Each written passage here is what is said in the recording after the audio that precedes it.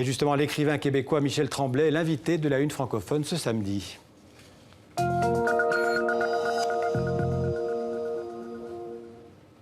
Bonjour Michel Tremblay. Bonjour. Alors c'est un plaisir de vous accueillir sur le plateau du 64 minutes. Vous êtes l'un des plus grands auteurs québécois d'aujourd'hui. Vous êtes né à Montréal.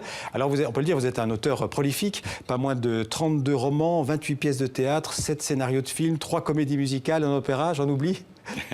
J'ai 74 ans. C'est vrai. Alors, l'une de vos pièces, Les Anciennes Odeurs, est à l'affiche en ce moment à Paris, au Théâtre du Marais, jusqu'à la mi-décembre. Alors, avant de parler avec vous de théâtre, d'écriture et du Québec, je vous propose qu'on regarde un extrait de cette pièce. Il est tellement ridicule, Jean-Marc. Comment tu fais? Quand je vais remonter tout à l'heure, il y a 2 grands yeux bleus qui vont m'attendre avec anxiété, que je vais rassurer d'un sourire.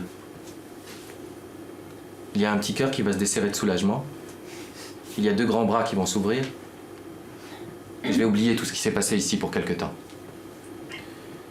Si tu veux pas que je te parle de médiocrité, Luc,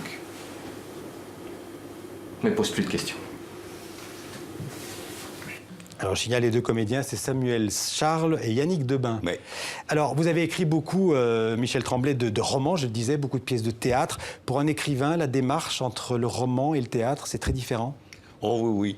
Ça vient de 2 besoins complètement différents. Je m'amuse parfois à dire que j'écris pour le théâtre quand j'ai envie d'injurier le public et j'écris des romans quand j'ai envie de raconter une histoire à l'oreille de mon meilleur ami. Pour moi, c'est la différence entre les 2. Le côté feutré du roman où on s'implique plus, alors qu'au théâtre, au théâtre, j'essaie de ne jamais être sur la scène, de ne pas m'impliquer, moi, tandis que quand je fais des romans, je le fais. Comment vous êtes arrivé à l'écriture? Bien, par besoin. Je pense qu'un adolescent, pardon, un adolescent ou une adolescente qui n'aurait pas de problème ne deviendrait pas un artiste. Je pense que tout talent artistique vient des problèmes qu'on a à l'adolescence. Quand la merveilleuse expression se confie à la page blanche. C'est exactement ça. Quand on a 14 ans et qu'on a des choses qu'on ne peut pas partager, on a des secrets, forcément, des choses qu'on ne peut pas partager avec son entourage, qu'est-ce qu'on fait? On se confie à la page blanche, donc on écrit. Il faut que ça vienne des poèmes, des petites choses, mais il faut que ça vienne... Quand j'ai commencé à aller dans les collèges, dans les écoles pour enseigner, je disais toujours à mes étudiants, souvent les étudiants, la première question qu'ils me posaient, c'était « Ah, comment on fait pour être publié? » Puis je disais « Avant de penser à être publié, écrivez pour vous-même. Parce que vous en avez besoin. » Alors, une de vos pièces les plus célèbres, c'est Les Belles Sœurs. Ouais. C'est une pièce qui date des années 60. Ouais.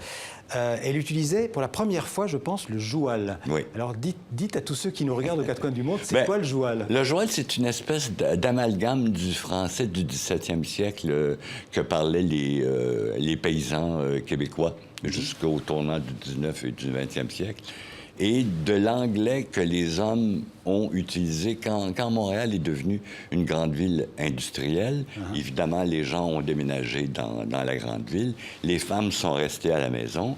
Les hommes sont allés glaner des mots anglais parce qu'ils travaillaient en anglais. L'argent était appartenant aux Anglais. Et c'est les femmes, c'est grâce aux femmes que nous sommes aujourd'hui francophones à Montréal. En tout cas, peut-être pas à Québec, mais à Montréal. Parce que c'est les femmes qui ont voulu garder la langue française à la maison, qui prenaient des mots anglais et qui, de façon très intelligente, les francisaient. Ils ne se servaient pas comme ici, le parking ou le...